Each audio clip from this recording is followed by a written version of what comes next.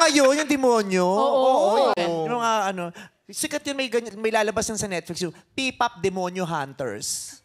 Ang mga bida dyan, sila Christopher Min, yun, yung mga bida dyan. Balita ko, ang dami mo na naman doon sinasabing masasama tungkol sa akin at sa iba pang mga tao. Okay lang yan.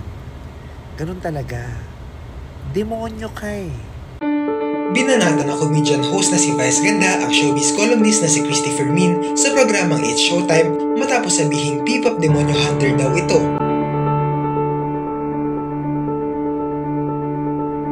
Sa segment na tawag na tanghalan ng nasabing noontime show, napag-usapan ng mga Showtime host ang sumisikat ngayong palabas na K-pop Demon Hunters. Hirit na biro ni Vice, may lalabas naman sa Netflix na tatawaging P-pop Demonyo Hunters.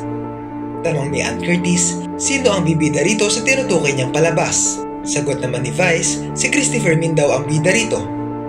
Tila nagulat si Ann at napahawak na lang kay Vice matapos niyang bitawan ang banat na ito. Panoorin ang video. Yung ngayon, yung demonyo. Oo. Yung mga ano, sikat yun, may lalabas yan sa Netflix, yung P-pop Demonyo Hunters. P-pop? Sino bida dun? P-pop Demonyo Hunters. Sino kaya bida dun? Kasi merong K-pop Demon Hunters. Yes. P-pop Demonyo Hunters naman. Sino mga nandun? Ang mga bida dyan, sila Christopher Min, yun, yung mga bida dyan. Ang mga bida dyan, sila Christopher Min, yun, yung mga bida dyan. Ang mga bida dyan, sila Christopher Min, yun, yung mga bida dyan. Tama na! Kausapin natin yung mga hurado! Tama na! Oo. Balita ko, ang dami mo na naman doon sinasabing masasama tungkol sa akin at sa iba pang mga tao. Okay lang yan. Ganun talaga.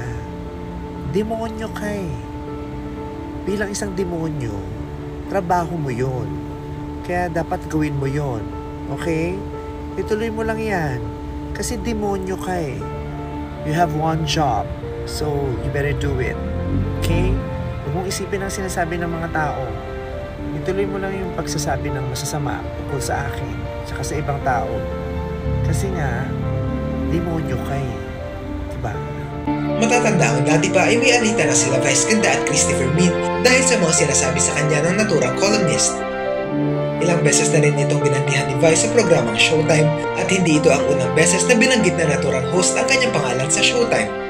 Pinatunayan ni Vice na kahit pa maraming sinasabi sa kanya si Christy ay hindi niya ito uurungan. Alam nyo naman ang inaantay na maghiwalay tayo, di ba? Ganyan naman kasi kayo mga babae. Bakla ako. Huwag mo sasabihin niya magagalit si Christopher Min. Hindi ka babae, Vice Ganda. Sabi niya, bak. Yung mga marites na sinasabi, may sinasabi ni ano, pero ang totoo sa kanila galing yun. Sige, ako na lang. Sa sinasabi ko, may binabasa. Ito ang comment ni Chuchu. Sabi ni ganyan. Pero wala naman talaga siyang binabasa. Sa kanya yun. Chisera, sinungaling yung matandang yan. Anyway. At eto naman ang sabi ni Juris Dr. Channel, napakaagang buhay naman o. Hay nako, nananaginip na naman ang gising itong si Vice. Ang pagiging ilusyonada at hambog kailanman ay hindi niya talaga ikagaganda. Ano ang masasabi nyo rito?